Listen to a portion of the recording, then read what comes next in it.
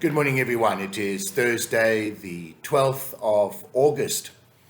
We continue our reading from 2 Samuel 15, and it's the continuation of the story of David and his family, particularly his son Absalom. You remember a day or two back, we talked about Absalom being brought back into Jerusalem.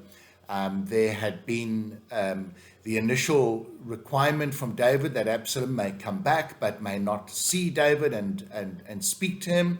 Later, Absalom appeals and asks that be rescinded. And so David and Absalom, by all accounts, reconcile.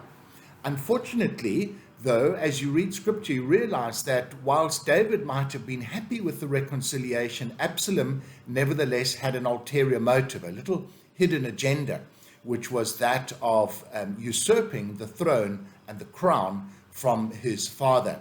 And so in the reading today, you get how Absalom begins to beguile the men of Israel. He begins to speak to them in a way that says, actually, I am the better person than my father. And he, as scripture puts it, he wins the hearts of the men of Israel. Now, how many there are, and if Absalom had called for an uprising, would all the men have followed Absalom and simply just like that turned on David? That it's a moot point. I do, however, have my doubts. But what we see is David doing the right thing by reconciling with his son. I think in a family, these feuds between father and sons or mother and daughter or whatever that go on and on and on forever are just not right. It happens, I'm well aware of that, but I think it's not right. The paradox, however, that in David's situation, Absalom really is a bit of a bad character. And he eventually heads off to Hebron and he declares himself to be king. And he has brought around him a large group of people. Scripture is also quite clear that many of those who came were unaware of Absalom's plans.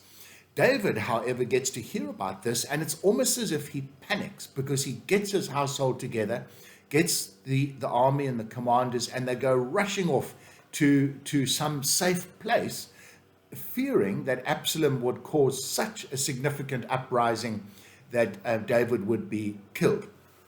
At no point do we see David seeking of God.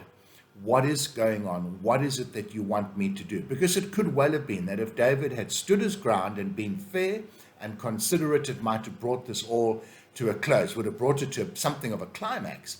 But here's the thing, by doing nothing and running away, it brings about a greater turmoil later on. And we'll get to that in the readings later or earlier next week. And that, in fact, leads to the death of Absalom. But remember, this goes all the way back, this kind of tension in the family and the unhappiness to David's affair with Bathsheba. David, instead of following the Lord, does the wrong thing.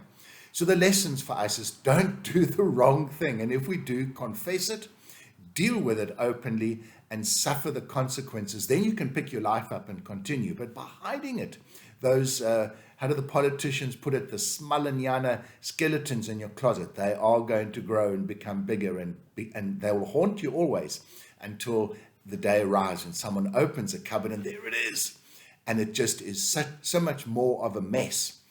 So remember too that life is not easy. There's always going to be a surprise that'll come your way, sometimes even from within your own family. That is life. But in all of this, seek God and God alone, and be led by God and trust to God's providence. So not easy at all. It's not easy at all. But it is, I believe, the right thing to do. So as you go through life today, remember God, seek him, follow him, and obey him, come what may in your life. Folks, have a wonderful day, and we'll chat again tomorrow. God bless.